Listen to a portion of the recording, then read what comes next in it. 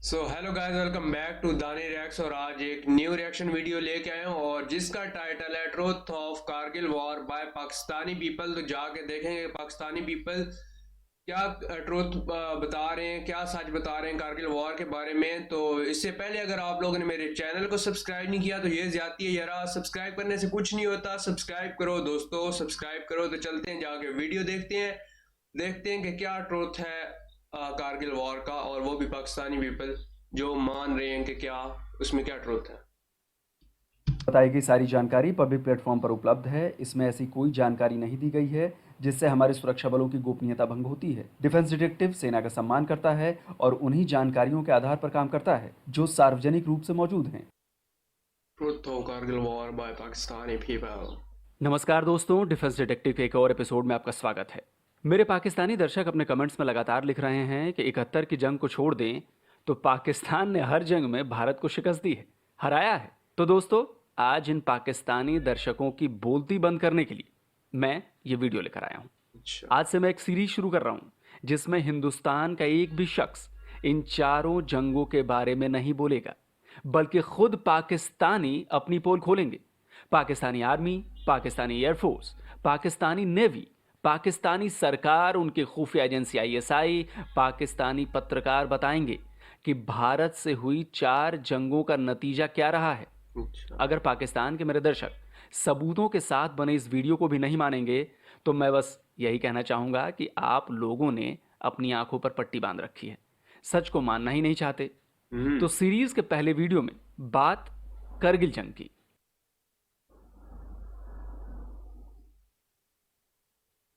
Indian फौज वापस चला गया, पोस्ट पर कब्जा नहीं किया। 3 दिन तक मैं वहाँ पर पड़ा रहा सर। 3 दिन तक मैं रिपोर्ट देते हुए गया, अभी आकर आपको ले जाएंगे। दूसरा दिन, तीसरा दिन, किसी ने नहीं ले गया सर। 3 दिन के बाद फिर अटैक हो गया, पोस्ट कब्जा हो गया सर। दूसरा दिन फिर एक इंडियन फौजी आ गया सर, करीब आ गया तो मैंने उसको बताया, भाई मैं जख्म है, मुझे नहीं मार रहा है। पाकिस्तानी फौजी हुनर शेर ही नहीं, कई और जवान जिन्हें भारत की सेना ने पकड़ा, उन्होंने यही बातें कही। ये सब करगिल जंग की जंग में युद्धबंदी थे। पाकिस्तान की फौज ने इन्हें लड़ने तो भेजा था, लेकिन जंग में इन्हें इनके हाल पर छोड़ दिया था। अब सर नहीं ले गया, अच्छा नहीं होने की वजह से नहीं ले गया, नहीं तो 3 दिन में ले जाना चाहिए जख्मी को। अगर अच्छा होता तो 3 दिन तक एक जख्मी कैसे नहीं ले जा सकता। लड़ाई करना जानते हैं सर, जख्मी ले जाना, डेड बॉडी ले जाना नहीं जानते। तो दोस्तों, पाकिस्तानी आर्मी कितनी अनप्रोफेशनल है इसका अंदाजा आपको करगिल जंग के इन पीओडब्ल्यू यानी प्रिजनर ऑफ वॉर की बातों से हो गया होगा। भारत ने इन सभी जवानों का इलाज कर वापस पाकिस्तान को सौंप दिया था। इस सबूत को देखने के बाद पाकिस्तानी दर्शक कहेंगे कि जबरन बयान लिया गया होगा, लेकिन दोस्तों, सच ये है कि पाकिस्तानी फौज के इन जवानों ने अपनी ही फौज की पोल खोल दी। अगर ये सबूत भी नहीं मानते हैं आप, तो मेरे पास आज सबूतों की लंबी फहरिस्त है। जो झूठी बात करगिल जंग के बारे में आपके दिमाग में भरी गई है ना, आज उनको हटाने का वक्त है। पहले आपको सुनाते हैं आपके ही पाकिस्तानी सरकार, फौज और पत्रकारों की जुबानी कि करगिल में हुआ क्या था। हमारा बड़ा नुकसान हुआ, जानी नुकसान हुआ। हमने केटर नहीं किया था, जो लोग ऊपर बैठे थे सप्लाईज नहीं पहुंचा सके थे। हमारा ख्याल ही नहीं था। इंडिया तो बोफर्स गन लेके आ गया, एयरफोर्स लेके आ गया। उनका ख्याल था कि थोड़े से होगा। तो ये तो बड़ी फ्लॉड अजम्पशंस थी।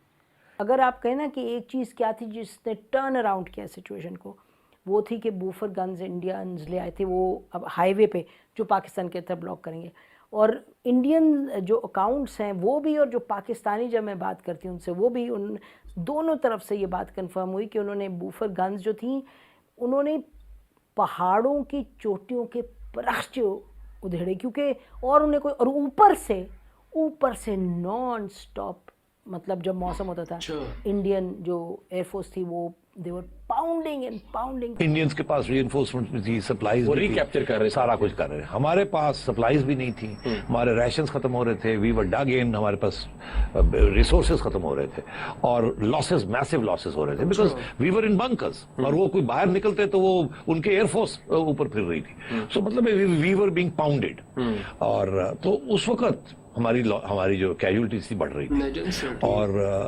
लोगों हमारे सोल्जर्स के rations had run out, starvation was setting in, technically बड़ा बुरा हाल हो चुका था। तो जमीन से बोफोर्स तोपों और आसमान से इंडियन एयरफोर्स ने पाकिस्तानी फौज का हाल बेहाल कर दिया। उन्हें समझ ही नहीं आ रहा था कि करें तो क्या करें। न बचने का रास्ता था, न भाग निकलने का। गोलियां नहीं थी, गोला बारूद नहीं थे, राशन नहीं था। पाकिस्तानी फौज भूखों मर रही थी। लेकिन यहां पर पाकिस्तानी फौज के कुछ जवान भूखे पेट भी लड़ने को तैयार थे। उनकी तारीफ तो बनती है क्योंकि वायरलेस पर वो रोटी नहीं, गोली मांग रहे थे। वाकई फिर एक मरहला ऐसा आया कि उनके पास खाने के लिए भी नहीं था, लेकिन आप सलाम करें उनकी बहादुरी को कि जब उन्हें कोई मौका मिलता था तो वो खाने को नहीं मांगते थे, वो एमुनिशन मांगते थे। हाँ, ये आपने लिखा है इसमें कि आप हमें एमुनिशन दे। सिंध रेजिमेंट के 2 जवान थे जो आपने लिखा है कि 2 जवान जो 2 दिन लड़ते रहे, उनका एमुनिशन खत्म हो गया था और 2 दिन के बाद जब उनको कमक पहुंची तो उन्होंने कहा कि खाना नहीं चाहिए, हमें गोलियां दो, गोलियां। मेरे पाकिस्तानी दोस्तों, इन सबूतों पर यकीन कर रहे हैं ना? दिल तो जल रहा होगा, दर्द हो रहा होगा अपनी नकारा फौज की पोल खुलते हुए देखकर। जनाब, अभी तो जो सबूत मैंने पेश किए हैं वो कुछ नहीं है। आगे तो ऐसी ऐसी बातें आपके ही पाकिस्तानी कहने वाले हैं जिनसे आपकी आर्मी की दिमागी हालत का पता चलने वाला है। अभी तो आप ये सुनिए कि करगिल में आपकी फौज को अपने कितने जवानों से हाथ धोना पड़ा। और जब वो आए तो हाँ, कैजुअलिटीज़ हुई हैं बहुत। नंबर्स का नहीं पता चलता, कोई कहता है 300, कोई कहता है 2000, ये नंबर्स का नहीं। 2000 तो हो ही नहीं सकते, इतने तो गए भी नहीं थे। लेकिन शहीद हमारे ये फ़ौज के अपने लोगों से मैं बात करूँ, वो कहते हैं कि शायद ईस्ट पाकिस्तान में हमारे इतने नहीं शहीद हुए जितने यहाँ शहीद हुए। तो एक बहुत बहुत बड़ा ब्लंडर था। कह रहे हैं सिर्फ 270 कैजुअलिटीज हुई पाकिस्तानी फौज। नहीं, 1000 से जायद कैजुअलिटीज हुई हैं हमारी। अच्छा, 1000 से जायद? 1000 से जायद कैजुअलिटीज हुई हैं। अगरचे इसका जितना भी डाटा है ये इन्होंने छुपा लिया है, बाद में इसको एक्सेस नहीं उससे मिल सकी। पाकिस्तानी जवानों के मरने से याद आया, पाकिस्तानी फौज अपने आप को प्रोफेशनल कहती है ना। मेरे पाकिस्तानी दर्शकों को भी अपनी सेना पर बड़ा गुरूर है, होना भी चाहिए। लेकिन दोस्तों, अंधा गुरूर नहीं होना चाहिए। जनाब, आपकी आर्मी ने तो अपने ही जवानों की लाशों को लेने से मना कर दिया। प्रोफेशनल होना क्या होता है, उन्हें भारत की सेना से सीखना चाहिए। दुश्मन सैनिकों की लाशों का भी भारतीय आर्मी ने सम्मान किया, उन्हें पूरे सम्मान और धार्मिक रीति रिवाजों के मुताबिक दफनाया। सेना चाहती तो पाकिस्तानी सैनिकों की लाशें वैसे ही छोड़ सकती थी, लेकिन उसने ऐसा नहीं किया। जनाब, ये होता है प्रोफेशनल आर्मी का होना, जो कि पाकिस्तानी आर्मी कहीं से भी नहीं है। लेकिन पाकिस्तानी सेना की जब किरकिरी हुई, जब उसका झूठ पूरी दुनिया के सामने आ गया, तो आखिरकार उसे मानना पड़ा कि उसके सैनिक करगिल जंग में शामिल थे। यह वीडियो एक और सबूत है भारत की सेना के प्रोफेशनल होने का। हाथों में सफेद झंडा लिए जो ये जवान दिख रहे हैं ना आपको, वो आपकी ही सेना के जवान हैं। ये अपने मारे गए साथियों के शव लेने आए थे। भारत की सेना ने पूरा सम्मान किया। वीडियो में आप देख सकते हैं कि मारे गए पाकिस्तानी सैनिकों को भारतीय सेना के अधिकारी और जवानों ने भी सैल्यूट किया। यह है हिंद की सेना। लेकिन पाकिस्तान की सेना कैसी है, इसका एक और सबूत देते हैं। पाकिस्तानी सेना की मेंटल ग्रोथ हुई ही नहीं। वो कोई ऑपरेशन ढंग से प्लान ही नहीं कर सकते। उनका दिमाग इतना तेज ही नहीं है कि बड़ा ऑपरेशन तो छोड़िए, छोटा ऑपरेशन भी प्लान कर पाए। ये हम नहीं कह रहे, ये पाकिस्तानी सेना के अफसर और पाकिस्तान की सरकार में रहे लोग कह रहे हैं। फौज के अंदर कोऑर्डिनेशन नहीं थी।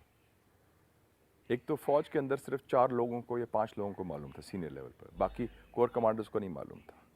फिर आर्म फोर्सेस जिसके 3 शाखें हैं, बर्री, बहरी और फिजाई। बरी फौज के कमांडर्स और 4 लोगों के अलावा फिजाई और नेवी वाले को तो मालूम ही नहीं था। मुशर्रफ साहब बार बार कहते हैं कि ये फौजी कामयाबी थी जिसे सफारती और सियासी मुहाज पर नाकामी में बदल दिया गया। ये कामयाबी उस वक्त तक थी जब तक आपका दुश्मन की फौज से सामना नहीं हुआ था, और इनका ख्याल ये था कि जून से पहले जो है उसको दुश्मन को पता ही नहीं चलेगा कि हम यहाँ पर आकर बैठ गए। बर्फ में इन्होंने अपने लोगों को भेजा और जिन लोगों को भेजा था उनको ये नहीं बताया गया था कि तुम क्या करने जा रहे हो। अच्छा, अजीब तरह का ये एक्सीलेंट ऑपरेशन था। मैंने तमाम कमांडिंग ऑफिसर से और तमाम ब्रिगेड कमांडरों से एक ही सवाल किया कि ये बताइए कि ये जो आप कर रहे हैं, जो जहां जा रहे हैं, what are the aims and objectives. हाँ, एम्स और ऑब्जेक्टिव्स तो होते हैं ना। मुझे किसी से इसका जवाब नहीं मिला। अच्छा, शाहिद लतीफ साहब के कोई आपको मकसद समझ आ रहा है कि किस मकसद के लिए कारगिल ऑपरेशन किया गया था? देखें जी, मैं समझता हूँ ये क्लासिकल एग्जाम्पल है उन मिलिट्री ऑपरेशंस की कि जिनका ना सर है ना पाँव है। अच्छा, कहीं पे भी बेसिक एजुकेशन से लेके मिलिट्री वॉरफेयर में टू दी हाईएस्ट, जो आप एनडीसी वगैरह में भी पढ़ाते हैं ऑपरेशनल स्ट्रेटजी में, आप जब तक अपनी वॉर प्लान को from the beginning to the end entirety में नहीं देखते, बिल्कुल। आप वॉर के अंदर जा ही नहीं सकते, ऑपरेशंस लॉन्च कर ही नहीं सकते। बिल्कुल। ये कैसा ऑपरेशन है कि जिसके अंदर आपको एम्स एंड ऑब्जेक्टिव्स क्लियर नहीं है, क्योंकि मॉरली तो वो हाई ग्राउंड्स पे थे ना। आपने एलओसी क्रॉस की, आपने जाके उन पे अटैक कर दिया। क्या हम तारीख से सबक नहीं सीखते? तारीख से सबक नहीं सीखते, और दूसरी एक चीज़ बहुत आया हो जाती है इससे कि हमारी जो मिलिट्री तालीम है, यानी मिलिट्री एजुकेशन, इसमें कोई एक कोताही भी है। इसका मतलब ये है कि जो हायर लीडरशिप है वो कम से कम ये लोगों में जिन्होंने इस किस्म की हरकतें की हैं उसमें बहुत ही कोताही जाहिर होती है और आया होती है। तो इसका मतलब ये है कि टैक्टिकल लेवल के ऊपर तो ये अपनी सोच है इनकी, लेकिन जो स्ट्रेटेजिक थिंकिंग जो इनका फर्ज बनता था वो इनमें है ही नहीं, और ये सोच ही नहीं सकती। मैंने कहा था ना कि मैं सबूतों के साथ बात करूंगा। सुन लिया ना आपने, पाकिस्तानियों की ही जुबानी अपनी नकारा फौज की कहानी।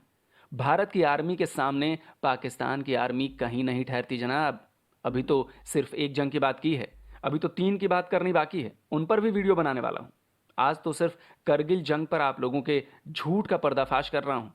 और आप लोग जो चीन को अपना दोस्त, अपना हमदर्द समझते हैं ना, उसने करगिल जंग के दौरान क्या किया था, जरा वो भी सुन लीजिए। तो सबसे बड़ी मिसकैलकुलेशन ये थी कि दे डिड नॉट रियलाइज कि इंडिया किस तरीके से रिएक्ट करेगा। इनका ख्याल था वो नहीं करेगा वैसे, उन्होंने वैसे किया। और इनका ये ख्याल था कि कश्मीर के अंदर भी कुछ उभरेगा, कुछ होगा, वो भी कुछ नहीं हुआ। और तीसरा ये था, इनका ख्याल था कि प्राइम मिनिस्टर इनके साथ थ्रू आउट जाएगा। एक स्टेज ऐसी आई कि नवाज शरीफ के ऊपर इतना प्रेशर आया from India and from the United states and from Britain कि मियाँ साहब ने कहा हम तो ये फंस गए हैं यहाँ, तो ये निकालें यहाँ से, नहीं तो हमें तो बिल्कुल उड़ा के रख देंगे और हमारी कोई मदद करने के लिए नहीं आएगा। और चाइना ने कुछ नहीं किया, चाइना ने कुछ नहीं किया। अच्छा, समझ नहीं आया? मैं आपको समझाता हूं। तब के army chief general Pervez Musharraf चीन में थे। वहां से उन्होंने अपने तब के chief of staff lieutenant general Mohammad Aziz को एक सीक्रेट कॉल की। उसमें करगिल को लेकर क्या बातचीत हुई वो सारी जानकारी भारत को मिल गई। इस टेप को भारत ने 1999 में ही आपके पीएम नवाज शरीफ को सौंपा था। अब आप सोचिए कि प्लानिंग के लेवल पर आपके आर्मी चीफ ने कितनी बड़ी मूर्खता की है, और यह हुआ कैसे, ये भी सुन लीजिए। देखिए, आप चाइना में हैं, एक होटल रूम में हैं, आप बात कर रहे हैं पाकिस्तान में, तो जाहिर है यार वो तो चाइनीज इंटेलिजेंस है, नेचुरली वो चाइनीज ही होंगे। अमेरिकन तो डिएगो गार्सिया में बैठ के, इंडियन ओशन में बैठ के इतना तो नहीं कर सकते। तो या अमेरिकन थे या चाइनीज थे, बट अगर चाइनीज थे तो उन्होंने डर गए। हाँ, उन्होंने पाकिस्तान को हेल्प नहीं किया। नहीं, उन्होंने कहा ये क्या कर रहे हैं। हाँ। तो उन्होंने, मेरा ख्याल है उन्होंने फिर अमेरिकनों को बताया, क्योंकि इंडिया के साथ डायरेक्ट बता नहीं सकते थे, प्रॉब्लम हो जाता। अब अमेरिकनों ने इनको बताया, फिर जाके ये मसला जाके ना, तो फिर दुनिया को पता चला वो क्या रहा है। करगिल में जब पाकिस्तानी सेना बुरी तरह फंस गई तो वो घबरा गई। उन्हें लगा कि अब तो भारत उन्हें छोड़ेगा नहीं। इस डर के मारे आपके जनरल परवेज मुशर्रफ हाथ जोड़ते हुए नवाज शरीफ के पास पहुंचे कि भाई कोई रास्ता निकालिए। रास्ता एक ही था, अमेरिका के पैरों में जाकर गिर पड़ना, और हुआ भी वही। कारगिल एक मिस एडवेंचर है, लेकिन कहा जाता है कि नहीं, मियां नवाज शरीफ को जाना पड़ा अमेरिका, और वहां से अमेरिकन को माफी मांगनी पड़ी कि भाई हमारा कोई रास्ता निकाल दो, क्योंकि हमारी फौज को पिस्पाई होनी। एक्चुअली ये हुआ कि नवाज शरीफ साहब को मिन्नतें करके परवेज मुशर्रफ ने भिजवाया, क्योंकि वहां पिस्पाई हो रही थी। ने देखा ना कि वहां तो तुलोलंग भी गिर गया। उसके बाद ये सारा इसको बुखार चढ़ा, तो तुलोलंग मेरा ख्याल है 2 तारीख को ही गिरा था। तो Musharraf requested, Nawaz Sharif he requested कि जी आप जाएं अमेरिका जाएं और इंटरवीन करवाएं, इसको क्लिंटन से इंटरवीन करवाएं। और जो ही वो चले गए, इसने एकदम शुरू कर दिया ये प्रोपेगेंडा कि हम तो जीत रहे थे, अब ये चला गया, हमें वहां जाके एक्सेप्ट कर लेगा। तो आप ये कहना चाह रहे हैं ये शख्स दोगला है? बहुत दोगला है, बहुत दोगला और झूठा। तो फिर मियाँ साहब ने क्लिंटन के साथ रब्ता किया और क्लिंटन को मिलने गए, और वहां जो हुआ वो फिर स्ट्रोप टैबलेट साहब हैं जिन्होंने पूरी किताब, एक चैप्टर पूरा लिखा है, क्योंकि वो नोट्स ले रहे थे। और उसमें फिर उन्होंने बताया कि मियाँ साहब ने बेसिकली जाके कहा हमें यहाँ से निकालें। उन्होंने कहा निकालेंगे आपको मिलेगा कुछ नहीं। उन्होंने कहा जी उनको कहीं विड्रॉ करें, ये करें, ऐसा कुछ नहीं, आप निकलेंगे। उन्होंने कहा जी उसको सीज फायर करने का, सीज फायर भी नहीं, वो तो नहीं छोड़ेंगे जब तक आप निकलेंगे नहीं। तो मतलब इट वॉज वो जुलाई 4 उनकी छुट्टी का दिन, और वहां वो जबरदस्ती मियाँ साहब पहुंचे, डेस्परेट। उनका आना ही इस स्टेज पे ऐसे लगता था आउट ऑफ शेयर डिफीट। तो मतलब बुरे हालात थे पाकिस्तान के उस वक्त, सियासी तौर पे भी और मिलिटरीली भी। और then we had to withdraw, और विड्रॉल में भी वो शेलिंग करते रहे। सबसे मतलब it was a terrible situation in July, बहुत बुरी जुलाई के जो हाल हुआ हमारा, it was terrible because we were without cover and we were withdrawing. तो मेरे पाकिस्तानी दोस्तों, ये जो आप कहते रहते हैं ना कि करगिल जंग में पाकिस्तान अमेरिका के पास नहीं गया, नवाज शरीफ जंग खत्म करवाने के लिए बिल क्लिंटन के पैरों पर नहीं गिरे, तो दोस्तों हाथ कंगन को आरसी क्या और पढ़े लिखे को फारसी क्या, सबूत आपको मैंने दे दिया। करगिल जंग हारने का नतीजा पाकिस्तान को सिर्फ जंग के मैदान में ही नहीं भुगतना पड़ा, दुनिया भर में क्या हाल हुआ ये भी पाकिस्तानियों की ही जुबानी सुन लीजिए। कारगिल का ये था कि it was a setback internationally diplomatic हवाले से, एक तो हमारी क्रेडिबिलिटी के हवाले से, एक कश्मीर के हवाले से, और एक पाकिस्तान अमेरिकन ताल्लुकात के हवाले से, कि जो अमेरिकन टिल्ट है वो हिंदुस्तान की तरफ चला गया। कारगिल ऑपरेशन का मकसद क्या था? कश्मीर आजाद करवाना या सियाचिन वापस लेना? मकसद क्या था? मुशर्रफ साहब ने जो मकसद ऐलान किया था वो ये था कि कारगिल करने की वजह से सियाचिन की सप्लाई लाइन कट जाएगी, हिंदुस्तान की फौज को सियाचिन से निकलने पर हम मजबूर कर देंगे, जिसकी वजह से उसके ऊपर इतना दबाव पड़ेगा इंटरनेशनल किस्म का कि ये इस किस्म की जंग 2 एटमी रियासतों में फैल सकती है, और उस दबाव की वजह से वो कश्मीर पर मानी खेज मुज़ाकरात करने के लिए आमादा हो जाएगा। तो क्या तो इस तरह से एक्चुअली कारगिल ऑपरेशन का कश्मीर का उसको फायदा हुआ या नुकसान हुआ? बहुत बड़ा नुकसान हुआ। नुकसान बहुत बड़ा नुकसान। ये कभी बात आपने मुशर्रफ साहब के मुंह पे उन्हें कही थी? वाजपेयी चल के आए थे पाकिस्तान, बस में बैठ के पाकिस्तान आए थे, और पाकिस्तान बहैसियत मुल्क के बहुत एक in a very dignified and proud manner हमने रिसीव किया था इंडियन प्राइम मिनिस्टर को। और वो बात करने आए थे और बात चल रही थी। उसके बाद जनरल मुशर्रफ को तो मिन्नतें करनी पड़ी। General Musharraf had to walk on his knees and go to the Indians and keep saying कि जी बात करें हमारे से। फाइनल जो उन्होंने जिस तरीके से जो स्ट्रैटेजी, मिलिट्री स्ट्रैटेजी की, दैट वाज वेरी गुड, और पॉलिटिकल स्ट्रैटेजी इंटरनेशनल कम्युनिटी को साथ लिया। 1971 में इंडिया ने इंटरनेशनल कम्युनिटी को साथ लिया था, हम अग्रेसर हमें डिक्लेयर हो गए थे, याद है आपको? और अभी भी वही हुआ, और हम हमेशा हम आइसोलेट हो जाते हैं, और हमें इंडिया जो है वो इंटरनेशनल डिप्लोमेसी की बेहतर है, हमारी नहीं है, सीधी सी बात। We get pipped. तो दोस्तों, जैसा कि मेरा वादा था, एक भी हिंदुस्तानी को बतौर सबूत पेश नहीं किया मैंने। पाकिस्तानियों की जुबानी करगिल जंग की हकीकत आपके सामने रखी, किस तरह पाकिस्तानी फौज ने एक बेहद बुरा और निचले दर्जे का मिलिट्री ऑपरेशन प्लान किया, किस तरह उन्हें शिकस्त झेलनी पड़ी, और किस तरह दुनिया भर में पाकिस्तान आर्मी की तथाकथित काबिलियत के बारे में पता चला उन लोगों के लिए जिन्होंने कमेंट में 4 जंगों के बारे में लिखा है कि 71 को छोड़ पाकिस्तान कभी नहीं हारा। तो भाइयों, करगिल का सच आपके सामने ला दिया मैंने। बाकी जंगों में क्या हुआ था वो भी लाऊंगा। वैसे मुझे यह भी पता है कि पाकिस्तानी दर्शकों को मिर्ची लगेगी, लेकिन दोस्तों यही सच्चाई है। सच को स्वीकार करें, कम से कम हमारी नहीं तो अपने लोगों की बातों पर भरोसा करें। आपके दिमाग में जो झूठ भरा जाता है ना, उसे हटाएं। जंग किसी के लिए भी अच्छी नहीं है। भारत आपसे कभी जंग नहीं चाहता, यकीन मानिए। लेकिन अगर आप हमले करेंगे, अगर आप आतंकी कार्रवाई करेंगे, तो हमें जवाब तो देना ही पड़ेगा। और नतीजा यही होगा जो करगिल में हुआ, जो बाकी की 3 जंगों में हुआ, और जो अभी घुसपैठ कराने के समय हो रहा है। तो दोस्तों, वीडियो पसंद सो गाइस, ये थी वीडियो। और वाकई जैसे कि आप खुद ही बोल रहे हैं भाई, पाकिस्तानी जो है नजम सेठी और सारे जो भी बैठे थे जनरल कर्नल आर्मी के लोग खुद ही बोल रहे हैं कि भाई हम कोई हमारा प्लान नहीं था और कुछ भी नहीं, और बगैर प्लान के चले गए, बताया ही नहीं आर्मी को कि हम किधर जा रहे हैं। तो इस तरह तो फिर जंगें नहीं होती ना। अगर कोई जंग करनी है तो भाई पूरा आपको एक जो है ना बन के जाना पड़ता है। और फिर आगे से आप इंडियन आर्मी को देखेंगे, उन्होंने इतना ज़्यादा वो करके और इनको फंसा लिया उस ट्रैप में। तो ये एक आप जब एक कोई प्लान बना रहे, आपने प्लान ही नहीं बनाया, वैसे ही जाके कह रहे हैं जी इस तरह प्रेशर डालेंगे। भाई आगे से भी वो भी एक बहुत बड़ा मुल्क है, आप एक मतलब आप इतने बड़े मुल्क भी नहीं है, इतने पावरफुल भी नहीं है, आपका पॉलिटिकल निज़ाम भी सही नहीं चाह रहा, आप पॉलिटिकल तौर पे भी सही नहीं जा रहे, फिर भी आप जो कहें जी हम इतने बड़े मुल्क से लड़ते हैं और बगैर प्लानिंग के लड़ते हैं, तो इस तरह जंग होनी नहीं चाहिए। पहली बात है, ठीक है, अगर कोई आप मजबूर हो गए हैं, ठीक है, आप करने तो किसी प्लान के हिसाब से तो करो ना भाई। आप जाके हम ही जाओ और आगे से आप कहो कि भाई वो कोई ऐसी आर्मी है कि भाई हम जाके उनको कहेंगे तो वो बाहर जाएंगे, ऐसे थोड़ी होता है।